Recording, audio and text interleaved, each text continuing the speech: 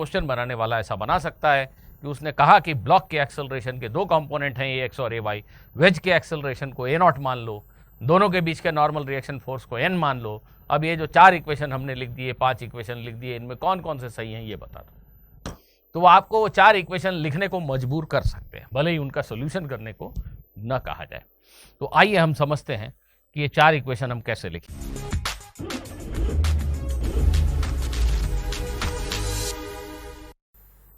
Newton's laws of motion पढ़ते समय बच्चे एक बड़ा ही कॉमन सा प्रॉब्लम देखते हैं। एक वेज है, उसके इंक्लाइंड सरफेस पे एक ब्लॉक रखा है। वेज और ब्लॉक दोनों मूव करने को फ्री हैं और दोनों का एक्सेलरेशन पता करना है। इस क्वेश्चन को हम किन डिफरेंट तरीकों से अप्रोच कर सकते हैं और हर तरीके की क्या खूबियां और क्या खामियां हैं, इसको लेकर मैंने एक वीडियो बनाने का सोचा और हाजिर हूं आपके सामने इस वीडियो के साथ। तो आज आप सभी को एक बार मैं फिर वेलकम करता हूं अपने इस चैनल पे। आइए हम देखते हैं block wedge problem, general problem, इसको हम कितने डिफरेंट तरीकों से अप्रोच कर सकते हैं और सबसे बड़ी चीज कि इन डिफरेंट तरीकों में क्या डिफरेंस है एक्चुअली, इसको समझते हैं बहुत बारीकी से। प्रॉब्लम क्या है? एक स्मूथ सरफेस है, there is no friction anywhere, there is a smooth surface and there is a triangular wedge kept on this smooth surface. This angle is theta and mass of this wedge is m. There is a small block placed over the inclined surface. Let us say mass of this block is m, and we will try to solve the very general problem where the question says find the acceleration of both the masses. That's all. The question says find the acceleration of both the masses. So this is the question. In what different ways we can approach this question? Let us have a look. First thing, when the question says find acceleration of this wedge and this block, obviously the question is saying that observer is located on the ground. Whenever observer is located on the ground, it is usually not mentioned in the question. The question will simply say find the acceleration of the block.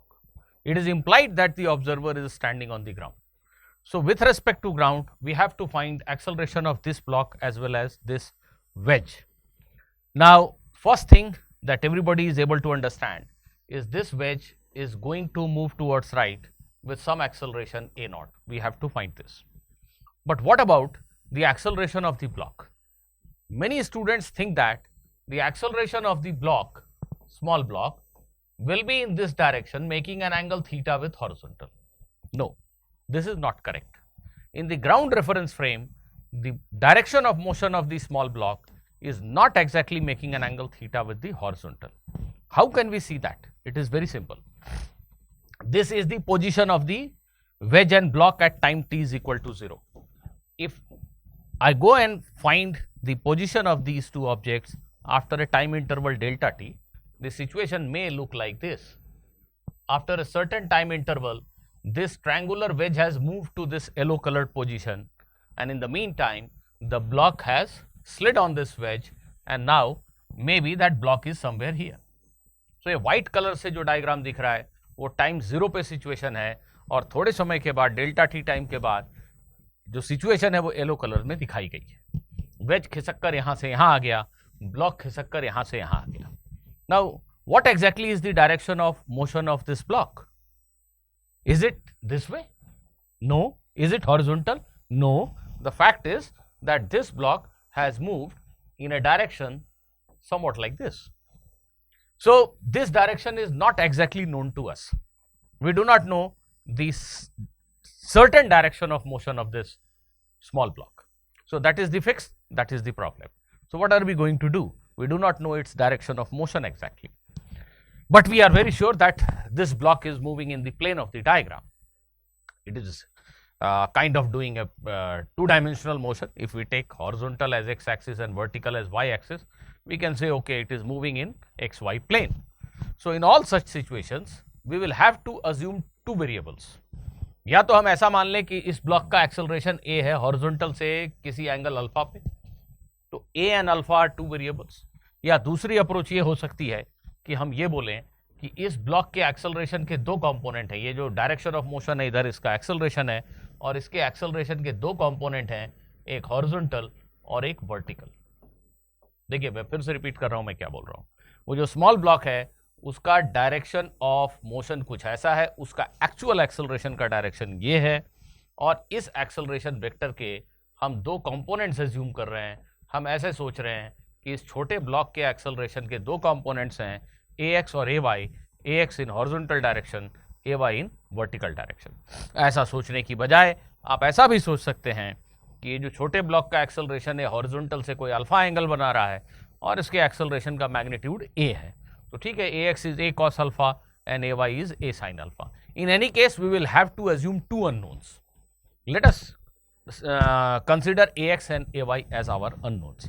That means मैं ये मानूंगा कि इस block के acceleration के दो component हैं ax और ay, ax और ay दोनों पता करनी है मुझे, तब मुझे पता चलेगा कि इस ब्लॉक का एक्सेलरेशन ग्राउंड के फ्रेम में क्या है। ax ay दो अननोन और ये a नॉट तीसरा अननोन है। ये तीनों ही चीजें हमें पता करनी है। क्वेश्चन बिल्कुल ऐसा है, ठीक। अब मैं मेंटली क्वेश्चन को फ्रेम आउट करता हूं, सोचता हूं कि कैसे मैं प्रोसीड कैसे करूंगा। अगर मैं इस छोटे ब्लॉक का फ्री बॉडी डायग्राम बनाऊं और उसके मोशन के लिए मैं इक्वेशन फ्रेम करने की सोचूं, मैं आपको लाइन ऑफ थॉट दे रहा हूं, सोचना कैसे है ये सिखा रहा हूं। इस ब्लॉक के ऊपर लगने वाले सारे फोर्सेस को आपने दिखा दिया, सारे फोर्सेस को हॉरिजॉन्टल और वर्टिकल बांट दिए, रिजॉल्व कर दिया। हॉरिजॉन्टल डायरेक्शन में F = ma इक्वेशन लिखा, वर्टिकल डायरेक्शन में F = ma इक्वेशन लिखा, आपको दो अननोन मिल गए। पर ध्यान दीजिए एक और अननोन ऑलरेडी आ चुका है आपके इक्वेशंस में। वो कौन है? ये जो इंक्लाइन सरफेस है, इस ब्लॉक के ऊपर एक नॉर्मल फोर्स लगा रहा होगा, तो ये नॉर्मल रिएक्शन भी अननोन है। इस तरीके से आपके अब अननोन के काउंट 4 हो गए, ax, ay, a0 और n। और अब आपके सामने दो इक्वेशन अवेलेबल है। इस ब्लॉक के हॉरिजॉन्टल और वर्टिकल मोशन के लिए आपने F = ma अप्लाई किया और दो इक्वेशंस बना लिए, पर अननोन कितने हैं? 4। तो आपको अभी दो इक्वेशन और चाहिए। अब हम नेचुरली इस ट्रायंगुलर वेज को कंसिडर करते हैं। ट्रायंगुलर वेज पे लगने वाले सारे फोर्सेस को दिखाते हैं और इसके हॉरिजॉन्टल और वर्टिकल मोशन के लिए इक्वेशन लिखते हैं। तो ध्यान देंगे छोटे ब्लॉक ने इस पे नॉर्मल रिएक्शन लगाया होगा, साथ में इस ग्राउंड ने भी इस पे एक नॉर्मल फोर्स लगाया होगा। Let me write it as R. अगर मैं वेज के वर्टिकल मोशन है नहीं, वेज के वर्टिकल डायरेक्शन में इक्विलिब्रियम के लिए इक्वेशन लिखूं, वेज पे नेट वर्टिकल फोर्स को 0 लिखूं, तो एक इक्वेशन बनेगा, पर उससे एक और अननोन बढ़ जाएगा आर, जिसके बारे में हमसे अभी पूछा नहीं गया है, इसलिए उस इक्वेशन को हम ओमिट कर देते हैं, उस इक्वेशन को हम नहीं लिखेंगे।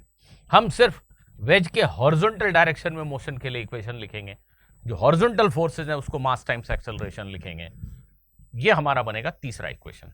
छोटे ब्लॉक के स्टडी से दो इक्वेशन, वेज के स्टडी से तीसरा इक्वेशन, पर अननोन है 4, ax, ay, a0 और n। तो हमारा क्वेश्चन तो सॉल्व नहीं हो सकता जब तक कि हम एक और इक्वेशन कहीं से न बना लें। वो इक्वेशन है कंस्ट्रेंट रिलेशन। कंस्ट्रेंट मतलब मजबूरी। इस ब्लॉक की मजबूरी है कि उसको इस इंक्लाइंड सरफेस के ऊपर ही टिके रहना है। ये इंक्लाइंड सरफेस यहां आ गया और ये ब्लॉक यहां हवा में हो, ये तो संभव नहीं है।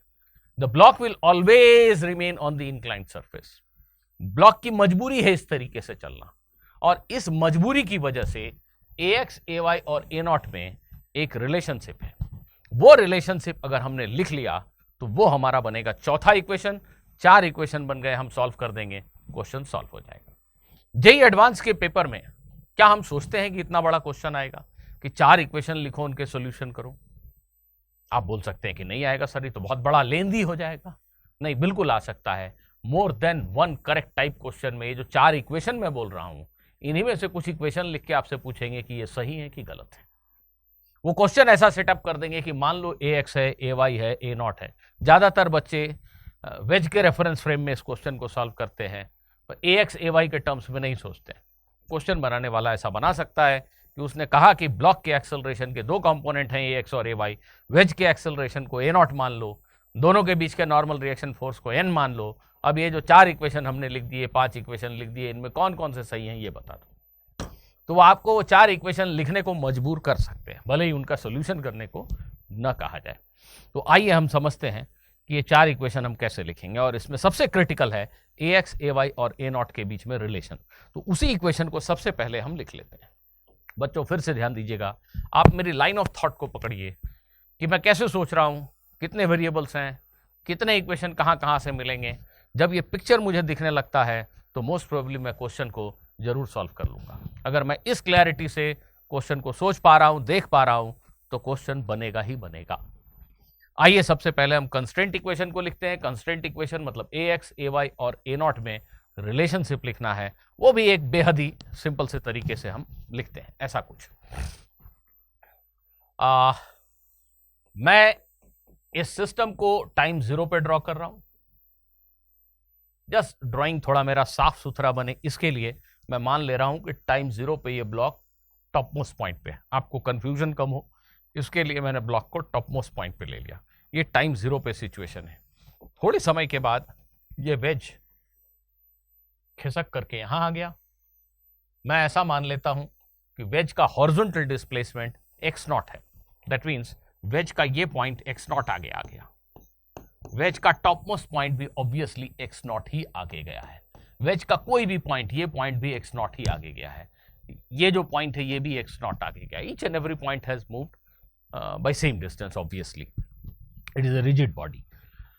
तो जितनी देर में वेज इस व्हाइट पोजीशन से चलकर ब्लू पोजीशन में आया, ये जो छोटा ब्लॉक है, लेट अस इमेजिन कि ये स्लाइड करता हुआ कहीं यहां पे आ गया है।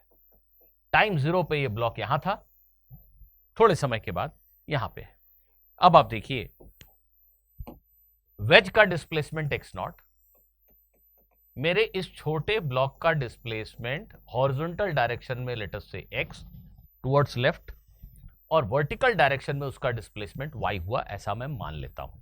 अगर ये ब्लॉक यहां से चलकर यहां पहुंच गया तो उसका हॉरिजॉन्टल डिस्प्लेसमेंट x और वर्टिकल डिस्प्लेसमेंट y हुआ, ऐसा मैं मान लेता हूं। अब मेरे पास तीन नंबर हैं x, x नॉट और y। ये वेज के हॉरिजॉन्टल डिस्प्लेसमेंट, ब्लॉक के हॉरिजॉन्टल डिस्प्लेसमेंट और y ब्लॉक के वर्टिकल डिस्प्लेसमेंट को रिप्रेजेंट कर रहे हैं ये तीन नंबर। इन तीनों में बड़ा ही सिंपल सा रिलेशन है। ये एंगल थीटा है, आप देख सकते हैं कि ये एंगल थीटा है। इस ट्रायंगल को ध्यान से देखिए, इस ट्रायंगल को ध्यान से देखिए, आप इमीडिएटली समझ जाएंगे कि tan थीटा की value y divided by x plus x nought है। tan थीटा की value y divided by x plus x nought है, which means x plus x nought into tan theta is equal to y है। जी हाँ, block के horizontal displacement, wedge के horizontal displacement, block के vertical displacement में ये रिलेशनशिप है। ब्लॉक और वेज इसी तरीके से मूव करेंगे कि उनके डिस्प्लेसमेंट्स में ये रिलेशन हर समय सेटिस्फाई हो। This is the constraint. Now theta is a fixed quantity. If this angle is 45 for example, tan 45 is 1. So theta is a fixed quantity. This is a constant number. X, x naught and y are variables. They are changing with time. If you differentiate this equation with respect to time, what do you get? If you differentiate this equation with respect to time, dx by dt, what is dx by dt? Dx by dt, rate at which the horizontal displacement of the block is changing. It is nothing but horizontal component of velocity of the block. If this block is having a horizontal component of velocity equal to Vx, then obviously dx by dt is Vx. I am differentiating this equation with respect to time.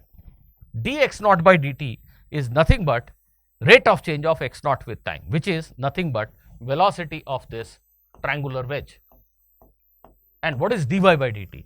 Rate at which y is changing, which means this is nothing but y component of velocity of the small block. Theta is a constant. Now, if I differentiate this once again with respect to time, then all of you know that dv by dt is acceleration. Again, tan theta is constant.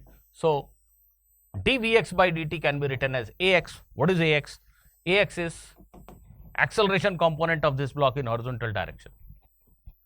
V naught, differentiation of V naught with respect to time. V naught is velocity of this wedge. Rate of change of that velocity is obviously a naught, and dvy by dt is nothing but ay, right? So, this is the constraint relation that we were looking for. Tan theta ax plus a naught is equal to ay. So, this is the most important equation. that we needed to obtain. There is another way of reaching at this equation. There is another way in which you can establish this equation. What is that way? Let me tell you here only. What are we saying? We are saying that this block is having an acceleration whose x and y components are ax and ay. Okay, very fine. So this is ax and this is ay. आपको मन में ये सोचना है कि इस block के पास दो एक्सेलरेशन है, एक हॉरिजॉन्टल डायरेक्शन में ax और वर्टिकल डायरेक्शन में ay. चलिए अब मैं जानना चाहता हूं कि इस ब्लॉक का एक्सेलरेशन इस इंक्लाइन प्लेन के परपेंडिकुलर डायरेक्शन में कितना है. जो इंक्लाइन सरफेस है उसके परपेंडिकुलर डायरेक्शन में इस ब्लॉक का एक्सेलरेशन क्या है. अगर मुझे ये जानना है in terms of ax and ay तो मैं क्या करूंगा. बहुत ही सिंपल, ax और ay दोनों के मैं कंपोनेंट्स कर दूंगा. बच्चों ध्यान दीजिएगा, ये थीटा है, ये थीटा है. अगर मैं ax के कंपोनेंट लिखने जाऊं तो इधर हो जाएगा ax cos थीटा, इसको अभी मैं नहीं लिख रहा हूं. इधर हो जाएगा ax sin थीटा, इस पे ध्यान दीजिएगा, ये ax sin थीटा. ठीक, ax cos theta, ax sin theta. Similarly इस ay के कंपोनेंट अगर लिखने जाऊं तो इधर ay sin थीटा, उसको मैं नहीं लिख रहा हूं, इस तरफ ay cos थीटा. भाई उस ब्लॉक के पास दो एक्सेलरेशन है, ax और ay. वेक्टर्स को आप किसी भी दो परपेंडिकुलर डायरेक्शन में बांट सकते हो. अभी मेरे पसंद के डायरेक्शन है अलोंग द इंक्लाइन और उसके परपेंडिकुलर. मैंने ax के दो टुकड़े किए अलोंग द इंक्लाइन और उसके परपेंडिकुलर डायरेक्शन में ax sin थीटा. ay के दो कंपोनेंट किए इधर और इधर, इस डायरेक्शन में ay cos थीटा. अब अगर मैं आपसे पूछूं कि इस ब्लॉक का एक्सेलरेशन इंक्लाइन प्लेन के परपेंडिकुलर डायरेक्शन में इस वाली डायरेक्शन में कितना है, इस वाली डायरेक्शन में, इसको मैं a नॉर्मल लिख दे रहा हूं, n फॉर नॉर्मल. तो आप बता सकते हो कि ब्लॉक के एक्सेलरेशन का जो नॉर्मल कंपोनेंट है वो ay cos theta minus ax sin theta है. ay cos theta minus ax sin theta. ठीक है, ay cos थीटा इस डायरेक्शन में, ax sin थीटा उल्टा. तो नेचुरली इस डायरेक्शन में जो टोटल एक्सेलरेशन है ब्लॉक का वो हम लिख सकते हैं ay cos theta minus ax sin theta. Right, I hope यहां तक आप समझ गए मेरी बात को. अब आप इस वेज पे आइए. वेज का एक्सेलरेशन a नॉट है, इसके हर पॉइंट का एक्सेलरेशन a नॉट है. इस पॉइंट का भी एक्सेलरेशन a नॉट है, इस पॉइंट का भी एक्सेलरेशन a नॉट है. हर पॉइंट का एक्सेलरेशन a नॉट है. वेज के हर पॉइंट का एक्सेलरेशन a नॉट है. अब वेज का ये पॉइंट जहां पे ब्लॉक रखा है, ये ब्लॉक रखा है, इसी पॉइंट की बात कर रहा हूं मैं. चलो इस पॉइंट की बात कर लेते हैं.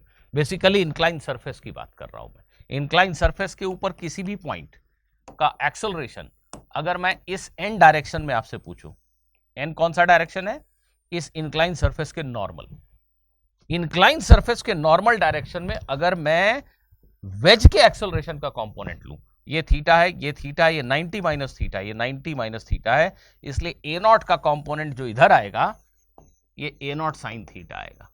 देखिए आई होप सभी समझ पा रहे हैं. वेज का हर पॉइंट ए नॉट एक्सेलरेशन से ऐसे जा रहा है, उसका कंपोनेंट परपेंडिकुलर टू इंक्लाइन. मतलब मैं ऐसे सोच सकता हूं कि वेज के इस पॉइंट के एक्सेलरेशन के दो कंपोनेंट है, नॉर्मल टू इंक्लाइन और एक पैरेलल टू इंक्लाइन. जो नॉर्मल टू इंक्लाइन कंपोनेंट है वो ए नॉट साइन थीटा है. अब आप मेरी बात को ध्यान से समझिए. कंस्ट्रेंट यह है कि ब्लॉक को वेज के ऊपर ही रहना है, ब्लॉक वेज से सेपरेटेड नहीं हो सकता. ये जो इंक्लाइन सरफेस है, ब्लॉक ऐसा हो सकता है कि इस जगह से इस जगह पे खिसक जाए, ये संभव है. लेकिन ऐसा नहीं हो सकता कि इंक्लाइन सरफेस यहां आ जाए और ब्लॉक कहीं हवा में पीछे छूट जाए. This is not possible. तो ब्लॉक इंक्लाइन सरफेस के रेस्पेक्ट में ऐसे तो चल सकता है, लेकिन परपेंडिकुलर टू इंक्लाइन सरफेस नहीं चल सकता है. ब्लॉक को अगर इंक्लाइन पे रहना है तो इस नॉर्मल डायरेक्शन में दोनों का मूवमेंट हमेशा सेम होना चाहिए. अगर मैं ये सोचूं कि ये दीवार है और ये ऑब्जेक्ट है और दोनों को कांटेक्ट में बने रहना है, हर हाल में दोनों को कांटेक्ट में बने रहना है, तो इस दीवार के परपेंडिकुलर डायरेक्शन में दोनों का मोशन आइडेंटिकल होना चाहिए. हाँ, ये ऐसे इस पे सरक जरूर सकता है, इस हॉरिजॉन्टल डायरेक्शन में इन दोनों का मोशन सेम हो जरूरी नहीं, हो सकता है ये रेस्ट में रहे, ये चले. लेकिन एट द सेम टाइम अगर ऐसे दोनों चल रहे हैं इस डायरेक्शन में तो दोनों का मोशन सेम ही होना चाहिए, नहीं तो दोनों सेपरेटेड हो जाएंगे. तो नॉर्मल टू कॉन्टैक्ट दोनों का एक्सेलरेशन सेम होना चाहिए, तभी ये ब्लॉक वेज पे टिका रहेगा. तो normal to incline, incline plane पे किसी पॉइंट का acceleration a not sine theta है और ब्लॉक का एक्सेलरेशन इस डायरेक्शन में इसके बराबर है। तो अगर ब्लॉक इंक्लाइन प्लेन पे बना है, जो कि बना है, तो इस नंबर की वैल्यू एग्जैक्टली इसके बराबर होनी चाहिए। So a y cos theta minus a x sine theta is equal to a not sine theta. ठीक है, अब आप इसको इधर शिफ्ट कर दो, साइन थीटा कॉमन ले लो, sine theta by cos theta को टेन थीटा लिख दो, तो यहीं पहुंच जाओगे। तो ये एक दूसरा तरीका हो सकता है जिससे आप इस इक्वेशन तक पहुंच सकते हैं। एक तीसरा तरीका भी है इस इक्वेशन तक पहुंचने का, उस पर आता हूं थोड़ी देर से। एक तीसरा तरीका भी है इस इक्वेशन तक पहुंचने का, थोड़ी देर से उस पर आ रहा हूं। तो अब अगर इस क्वेश्चन को मुझे सॉल्व करना है तो हमारा पहला इक्वेशन ये हो गया, a x plus a nought tan theta, ax plus a naught tan theta is equal to ay. This is my first equation. Now what I am going to do is I will consider the motion of the block. I am studying motion of both the objects in reference frame of the ground. Ground पे खड़े आदमी को क्या दिख रहा है, हम सिर्फ ये सोच रहे हैं। अभी जैसा हमने सोचा है कि ग्राउंड पे खड़े आदमी को इसका एक हॉरिजॉन्टल एक्सेलरेशन ax और इसका एक वर्टिकल एक्सेलरेशन ay दिख रहा है। हम जल्दी से इसका फ्री बॉडी डायग्राम बनाएंगे, इस पर लगने वाले सारे फोर्सेस को दिखाते हैं। ये नॉर्मल रिएक्शन है, ये वेट है, सरफेस स्मूथ है, इसलिए और कोई फोर्स है नहीं, यही दो फोर्स हैं। इन सारे फोर्सेस को हॉरिजॉन्टल और वर्टिकल डायरेक्शन में बांट दीजिए। क्यों? क्योंकि हमने एक्सेलरेशन के डायरेक्शन हॉरिजॉन्टल और वर्टिकल लिए हैं, तो जिधर आपने एक्सेलरेशन के डायरेक्शन एज्यूम किए हैं उसी डायरेक्शन में और उसके परपेंडिकुलर डायरेक्शन में सारे फोर्सेस को रिजॉल्व करना चाहिए हमेशा। तो mg ऑलरेडी वर्टिकल है, उसको कुछ मत कीजिए, n के टुकड़े कर दीजिए, नॉर्मल रिएक्शन के टुकड़े कर रहे हैं हम, आप सभी खुद समझ जाएंगे। ये n cos थीटा होगा और ये n sin थीटा होगा, राइट। तो जमीन पे खड़ा आदमी, ग्राउंड पे खड़ा आदमी जब उस ब्लॉक को मूव करता हुआ देख रहा है, उससे पूछा गया कि हॉरिजॉन्टल डायरेक्शन में ब्लॉक का एक्सेलरेशन क्यों है, ये आदमी बोलता है because of this unbalance force n sin theta. अब ये n नहीं है, n आपके दिमाग से हट जाना चाहिए, n की जगह पे हमने दो पीले फोर्स रख लिए, n cos थीटा और n sin theta. n sin theta is the only force acting in horizontal direction, therefore man standing on ground will say n sin theta must be equal to mass of the block into its horizontal acceleration. This is F, this is ma, force is equal to mass times acceleration. What about y direction? In y direction the block is coming down with some acceleration ay. जिस direction में acceleration है उधर का force बड़ा है naturally, mg is larger than n cos theta and the equation will be mg minus n cos theta. This is the net downward force. mg minus n cos theta is the net downward force. This must be equal to mass times ay. This is our third relevant equation, right? And now we consider this triangular wedge. This triangular wedge has applied a normal reaction force on the block n. So the block will also apply the same normal reaction force on the triangular wedge. Now please students, अगर आपने इस n को resolve कर लिया n cos theta और n sin theta, तो इस n को रिजॉल्व करने में दोबारा से थीटा और 90 माइनस थीटा करने की जरूरत नहीं है। एक छोटा सा टिप, बहुत ही यूजफुल टिप याद रखिएगा, इस n के ये टुकड़े हैं, ब्लॉक ने जो वेज पे फोर्स लगाया वो n ठीक इसका उल्टा है, तो उसके टुकड़े भी ठीक उल्टे हैं। दैट मीन्स इस n के जो कंपोनेंट होंगे वो n sin थीटा इस तरफ और n cos थीटा नीचे की तरफ। दोबारा से सोचने की जरूरत नहीं है। ये n के जो टुकड़े हैं इन दोनों टुकड़ों को पलट दीजिए, ठीक। इसके अलावा इस ट्रायंगुलर वेज पे इसका वेट एक्ट कर रहा है, ग्राउंड का रिएक्शन एक्ट कर रहा है, पर मैंने पहले ही कहा कि इस डायरेक्शन में हम कोई इक्वेशन नहीं लिखेंगे क्योंकि हमें r एक एक्स्ट्रा अननोन मिल जाएगा जिसकी हमें जरूरत नहीं है। इस वेज का एक्सेलरेशन a नॉट है, मेनली किस वजह से, इस फोर्स की वजह से। तो इक्वेशन क्या हुआ, आंसर है n sin theta is the only horizontal force capital M into a not, right. जैसे आपसे अगर ऑब्जेक्टिव क्वेश्चन पूछा जा रहा है, हो सकता है एक ऑप्शन में लिखा हो small m into a x is equal to capital M into a naught, ठीक है। Both n sin theta are same, so obviously this is equal to this. Mass times acceleration of small block in this direction, mass times acceleration of big wedge in this direction. Obviously they have to be same because the horizontal force acting on two of them is same in magnitude, opposite in direction. So here are the 4 equations and we have got 4 unknowns. अब ये linear equations हैं, इनको manipulate करके solve करेंगे अगर आप, तो आपको ax मिल जाएगा, ay मिल जाएगा, a0 मिल जाएगा और n की वैल्यू भी मिल जाएगी। तो इस तरीके से आप इस क्वेश्चन को सॉल्व कर सकते हैं। ये सॉल्यूशन मैं नहीं कर रहा हूं, ऑफ कोर्स आप खुद से कर लीजिएगा। मैं इस क्वेश्चन के दूसरे एस्पेक्ट्स के ऊपर जाना चाहता हूं। आइए, ये 4 इक्वेशन सॉल्व करना काफ़ी टाइम टेकिंग हो सकता है, आप में से कुछ लोगों के लिए उलझा हुआ हो सकता है। क्या इक्वेशंस को कम करने का कोई तरीका है? क्या कोई तरीका है जिससे हमारे इक्वेशंस कम हो जाएं? क्या कोई तरीका है जिससे वो जो कंस्ट्रेंट रिलेशन था वो थोड़ा जल्दी आ जाए, दूसरे तरीके से आ जाए, ब्ला ब्ला। आपके दिमाग में कई बातें हो सकती हैं। तो आइए मैं आपको अब थोड़ा दूसरा मेथड समझाता हूँ। इस दूसरे मेथड को समझने के लिए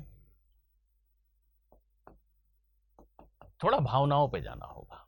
हाँ भाई, ग्राउंड पे खड़े आदमी को इस ब्लॉक के डायरेक्शन ऑफ मोशन को लेकर काफी एम्बिग्विटी थी। उसने 2 कंपोनेंट्स मान लिए एक्सेलरेशन के। लेकिन अगर हम इमेजिन करें कि हम वेज में बैठे हैं, अगर एक आदमी वेज में बैठा हो, ये वेज के साथ राइड कर रहा हो, एक ऑब्जर्वर वेज में बैठा हो, तो वेज में बैठा आदमी वेज को चलता हुआ नहीं दिखता। हम सभी अर्थ पे बैठे, अर्थ चल रही है, क्या हमें अर्थ चलती हुई दिखती है? नहीं। हम जिस गाड़ी में बैठ गए वो गाड़ी हमें चलती हुई नहीं दिखती। ऑब्जर्वर जिस रेफरेंस फ्रेम में है, बस में, ट्रक में, कार में, वो चीज उसे चलती हुई नहीं दिखती, वो चीज उसके लिए रेस्ट में है। इस आदमी के लिए वेज रेस्ट में। पर ये छोटे ब्लॉक का मोशन कैसा देखता है? छोटा ब्लॉक तो हर समय इंक्लाइन प्लेन पे ही रहेगा ना। इस आदमी को इस ब्लॉक का मोशन बिल्कुल ऐसा straight line along the incline surface दिखाई देता है। इस आदमी को यही दिखाई देगा कि यह ब्लॉक यहां था, अब यहां है, अब यहां है, अब यहां आ गया। तो हम ऐसा सोच सकते हैं बिकॉज वेज के रेफरेंस फ्रेम में हमें ब्लॉक का डायरेक्शन ऑफ मोशन एकदम सर्टेनिटी से पता है। बिकॉज वेज के रेफरेंस फ्रेम में हमें ब्लॉक का डायरेक्शन ऑफ मोशन एकदम सर्टेनिटी से पता है, इसलिए हम अपने क्वेश्चन को ऐसे भी अटैक कर सकते हैं। हम ऐसा मान लेते हैं कि a is the acceleration of the block with respect to wedge. A is acceleration of the block with respect to wedge. इस a वेक्टर का डायरेक्शन पता है, मैग्नीट्यूड हमें नहीं पता है, पता लगाना पड़ेगा। और ऑफ कोर्स ग्राउंड के फ्रेम में ये वेज a0 एक्सेलरेशन से चल रहा है, ऐसा मान सकते हैं। अब मान लीजिए हम इक्वेशंस जो लिखना चाहते हैं, सपोज हमने स्यूडो फोर्सेस के बारे में नहीं सुना, 1 मिनट ऐसा इमेजिन करते हैं, तो हम अपने सारे इक्वेशंस लिखना चाहते हैं with the point of view of an observer standing on the ground. अब मैं क्या करूं? कर सकता हूं, बिल्कुल कर सकता हूं, बहुत simple. What is a? A is acceleration of the block with respect to wedge, right? ऐसे लिख दो।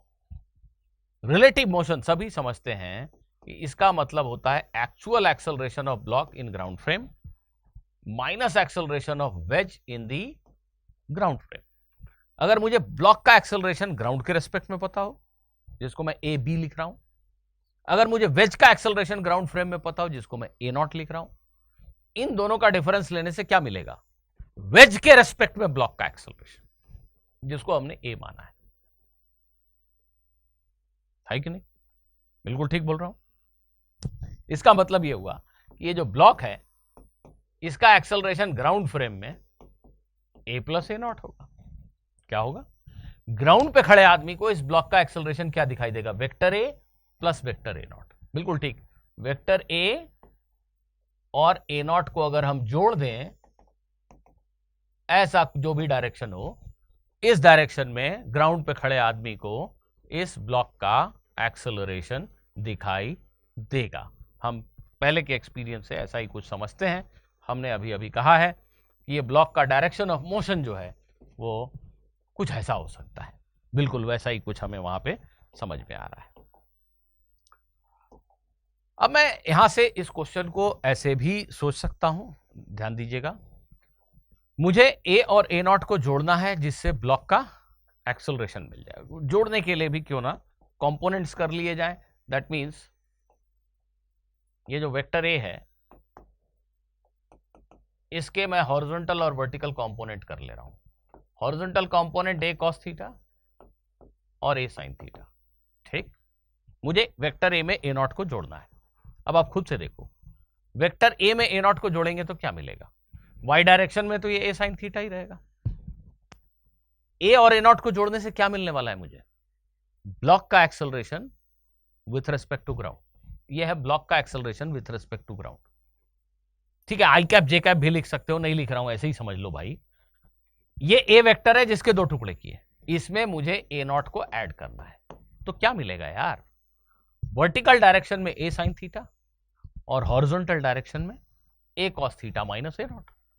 तो ब्लॉक का जो एक्सेलरेशन है उसका vertical component a sine theta होगा और हॉरिजॉन्टल कंपोनेंट क्या होगा बोलो? A cos theta minus a nought in this direction. हम मान रहे हैं कि ये बड़ा है इससे, तो एक्सेलरेशन इस डायरेक्शन में a cos theta minus a nought होगा। कुछ लोग अगर मन में ऐसा आता है, हालांकि यहां नहीं होगा, पर मन में आता है कि ये बड़ा हुआ तो अरे ठीक, आंसर निगेटिव आ जाएगा और क्या होगा, टेंशन मत लो। सो ऐसा यहां नहीं होगा। वैसे a cos theta minus a not ये ए एक्स की वैल्यू हो गई। ठीक, अब मैंने क्या किया, चालाकी देखिए। पहले वाले मेथड में a x, a y, a nought और एन चार अननोन हो रहे थे। एन तो यहां भी रहेगा, ए नॉट तो यहां भी रहेगा, पर ए एक्स और ए वाई को मैं ए और ए नॉट के टर्म्स में लिख दूंगा। ए एक्स और ए वाई की जगह मैं ये और ये लिखूं अगर, तो मेरे अननोन हुए ए नॉट और एन, तीन ही अननोन होंगे।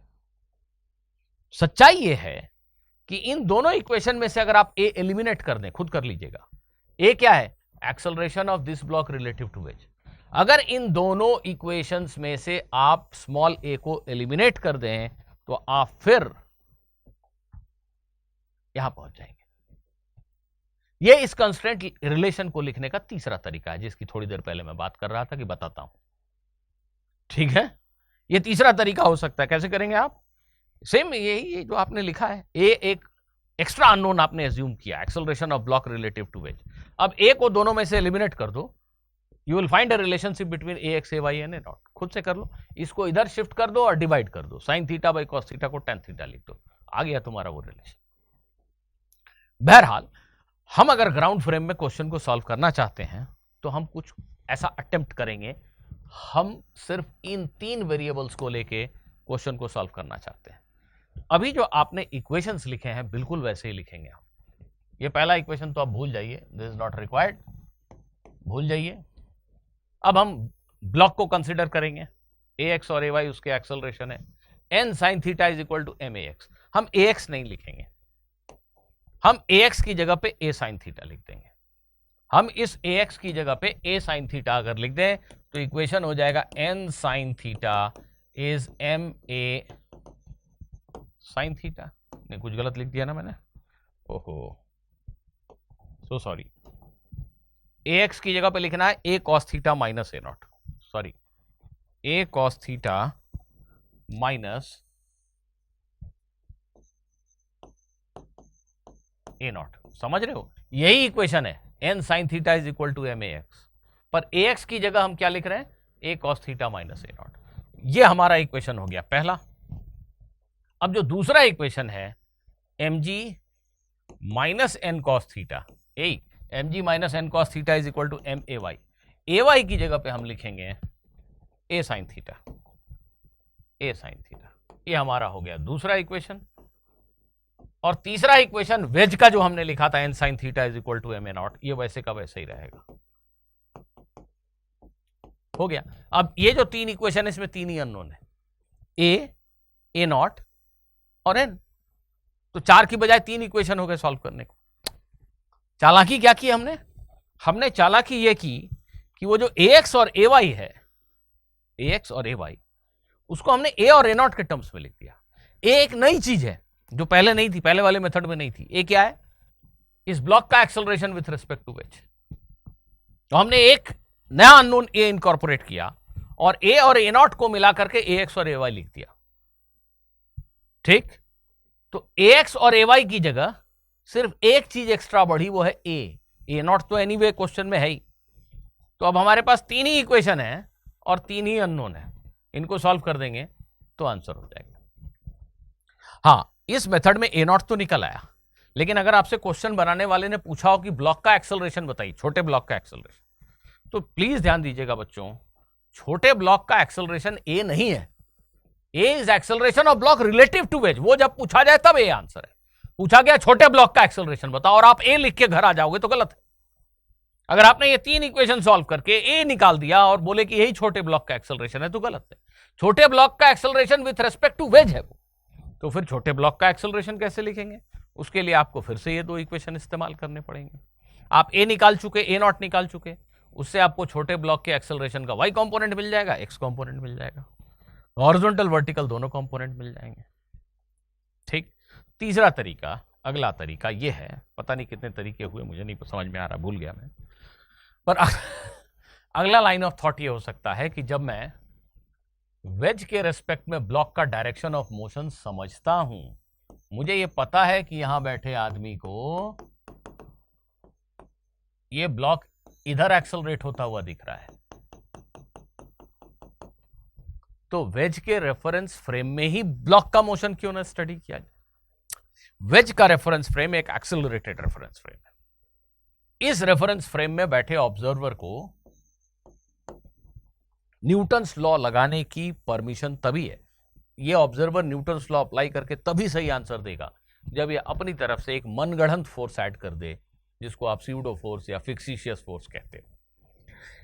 ये फोर्स कुछ ऐसा है कि जब ये वेज ए नॉट एक्सेलरेशन से चल रहा है तो यहां बैठा ये आदमी भी महसूस कर रहा है जैसे कोई इसे इधर धकेल रहा है, वो खुद महसूस कर रहा है उसे कोई धकेल रहा है, पर वो ढूंढ नहीं पाता कि कौन धकेल रहा है कि नहीं। तो कोई एजेंसी नहीं है जिसको बता सके कि ये फोर्स इस एजेंसी की वजह से, पर वो फोर्स एक्सपीरियंस तो कर ही रहा है। वो जो भी आसपास चीजें देख रहा है, ये ब्लॉक, ये वेज, सड़क पर रखी कोई कार, इन सब के ऊपर वो फोर्स वो एक्सपीरियंस करता है, देखता है, पर ये फोर्स लगा कौन रहा है नहीं पता। फोर्स लगाने की एजेंसी नहीं पता है, इसलिए हम इसे स्यूडो फोर्स कहते हैं, पर ये फोर्स है, हम फील कर रहे हैं।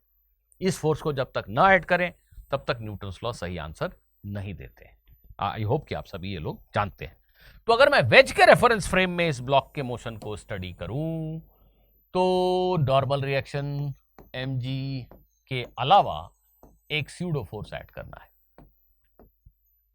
स्यूडो फोर्स कैसे लगाते हैं? जिस ऑब्जेक्ट को स्टडी कर रहे हैं उसका मास ऑब्जर्वर के एक्सेलरेशन से मास को मल्टीप्लाई कीजिए ma0 और फोर्स का डायरेक्शन लीजिए ऑब्जर्वर के एक्सेलरेशन के उल्टे डायरेक्शन में। ऑब्जर्वर के एक्सेलरेशन के ऑपोजिट डायरेक्शन में फोर्स ma0, इसे स्यूडो फोर्स कहते हैं। ऑब्जर्वर ये फोर्स उस ब्लॉक पे फील कर रहा है, पर ऑब्जर्वर को ये नहीं पता कि ये फोर्स उस पर लगा कौन रहा है। तो अब प्लीज ध्यान दीजिए, ये 3 फोर्स इस ऑब्जर्वर के लिए, अगर आप जमीन पे खड़े हैं,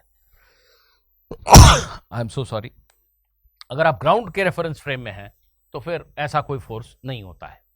आप एक्सेलरेटेड गाड़ी में बैठे हैं तो आपको एक इमेजिनरी फोर्स ऐड करना पड़ता है, और इस फोर्स को ऐड करने के बाद अब आपको लाइसेंस मिल गया, आपको लाइसेंस मिल गया, आप न्यूटन्स लॉ अप्लाई कर सकते हो, सही सही आंसर आएंगे। इनको क्या दिख रहा है? इनको दिख रहा है कि ये ब्लॉक इधर जा रहा है ए एक्सेलरेशन से लेटर से। तो ये साहब इक्वेशन कैसे लिखेंगे?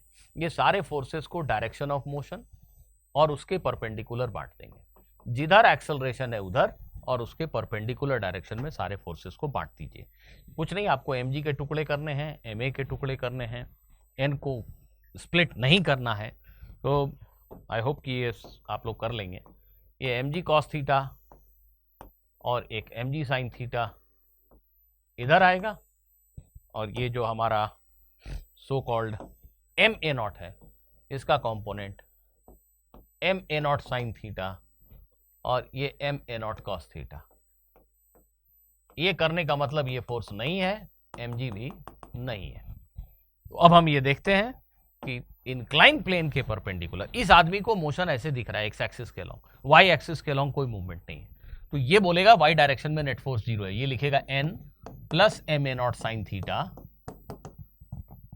n plus ma0 sin theta is equal to mg cos theta. First equation, right. इन साहब को इसका एक्सेलरेशन a दिख रहा है, इधर इस डायरेक्शन में इनको फोर्स दिख रहा है ma0 cos theta plus mg sin theta this force must be equal to mass times acceleration, वो एक्सेलरेशन जो इस ऑब्जर्वर को दिख रहा है। ये दो इक्वेशन लिख देंगे साहब। अब जो ट्रायंगुलर वेज है उसका मोशन आप वेज के रेफरेंस फ्रेम में कर सकते हो, नो एक्सेलरेशन, तो कोई फायदा नहीं है, उसको ग्राउंड में ही देख लो, उसको ग्राउंड में ही देख लो। ग्राउंड के रेफरेंस फ्रेम में जैसा अभी थोड़ी देर पहले हमने लिखा था N sine theta is equal to m a naught, N sine theta, बिल्कुल सेम इक्वेशन है थर्ड वाला जो पहले था। ये तीन इक्वेशन बन गए, तीन अननोन है, ए नॉट और एन, सॉल्व कर दीजिए, फिर से आपको ए नॉट और एन मिल गया। ए क्या है? Acceleration of this block relative to wedge. तो अगर किसी ने पूछा है ग्राउंड के रेस्पेक्ट में इस ब्लॉक का एक्सेलरेशन बताओ, तो ध्यान रखना इस वेक्टर ए में इस ए नॉट को ऐड करना पड़ेगा, तब आपको ग्राउंड के रेस्पेक्ट में इस छोटे ब्लॉक का एक्सेलरेशन मिल पाएगा। तो बच्चों, आई होप कि आप इस क्वेश्चन, इस डिस्कशन के बाद आपके कई सारे कॉन्सेप्ट्स क्लियर हो गए होंगे और आपको मजा भी आया होगा। अगर मजा आया, कुछ फ्रेंड्स के साथ इस वीडियो को शेयर कर लेना। मिलते हैं अगले वीडियो में कुछ और बढ़िया कॉन्सेप्ट्स के साथ। Good bye.